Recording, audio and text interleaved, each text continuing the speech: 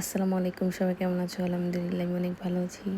তো আমরা তো ক্যান্ডি থেকে ঘুরে টুরে নড়াইলে এসে পড়ছিলাম।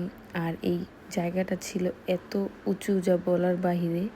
আর আমাদের হোটেলটাও ছিল মানে একদম লাস্ট, মানে এরপর আর কোনো বাড়ি ঘর ছিল না, অনেক উঁচার মধ্যে ছিল, মানে এই গাড়ি দিয়ে ওঠার সময় মাথা ঘুরাইতেছিল।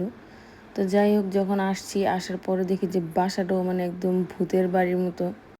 কিন্তু বাড়িটা মানে পরিবেশটা খুব সুন্দর ছিল, আমার কাছে খুব ভালো লাগছে, নিরিবিলি ছিল, কোনো চিল্লাচিল্লি ছিল না। যেহেতু মানে এটা একদম উঁচুতে, তো অনেক ঠান্ডা লাগতেছিল আর আফগুলিও মানে দেখা যাইতেছিল।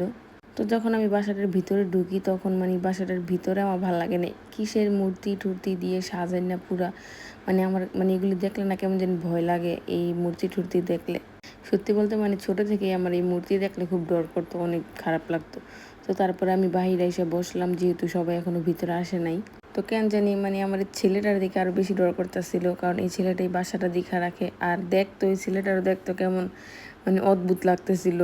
তো এদিকে আয়সা বসার পর একটা বিড়াল আয়সা পড়ছিল, আর এই বিড়ালটা পুরো আমাদের সম্রাটের মতন। আর ইজান মানে ওর ভিতরে একটু ডর ভয় নাই, ও কিসের তেলা পোকা বিড়াল মানে অনায়াসে ধরে ফেলে, ওর একটু ভয় লাগে না।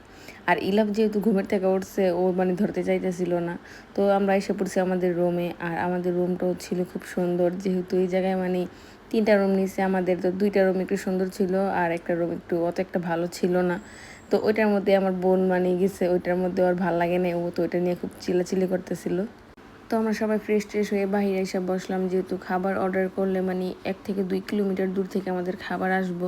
তো এদিকে আলফাজের বাবার মুক্তার ভাই মানে বসে আটা দিতেছিল, আর এদিকে মুক্তার ভাই ভিডিওটার মধ্যে কি বলতেছিল আমার এখন মনে আসতেছে না।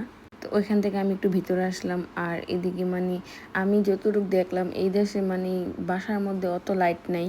তো যাই হোক, কষ্টের কথা আর কি বলবো। তো এইদিকে ইজান, ইলাফ, ইউসুফ ওরা একটু খেলাধুলা করতেছিল, এই বলটাই বাসাতেই ছিল। তো তারপরে দেখি যে বৃষ্টি এসে পড়ছে, আর এত সুন্দর লাগতেছিল তখন বৃষ্টিটা। যেহেতু আমরা অনেক উঁচুতে ছিলাম সেই জন্য মানে শব্দটাও খুব সুন্দর আসতেছিল। তো কার কার বৃষ্টি খুব পছন্দ অবশ্যই কমেন্ট করে জানাবা। আর আমার কাছে বৃষ্টিটা কোন সময় ভালো লাগে, যখন মানে আবহাওয়াটা খুব সুন্দর থাকে, এই 1-2 ঘন্টা, এর বেশি আবার বৃষ্টি হলে আমার ভালো লাগে না। তো আমার কাছে মনে হতো যে এই বৃষ্টির মধ্যে পাহাড়ের রাস্তা দিয়ে মানুষ কিভাবে ওঠে, মানে যেহেতু এটা অনেক উঁচার মধ্যে ছিল। তো তারপরে এই বৃষ্টি দেখতে দেখতে আমাদের খাবার দাবার এসে পড়ছে। আর যখনই আমরা খাবার দাবার অর্ডার করতাম তখন মানে পরিমাণে খুব কম থাকতো, সেজন্য আলফাজের বাবা এবার মানে খাবার 2 জনের জন্য অর্ডার করছে, কিন্তু সেখানে মানে ছিল 4 জন অনায়াসে খাওয়া দাওয়া করতে পারতো।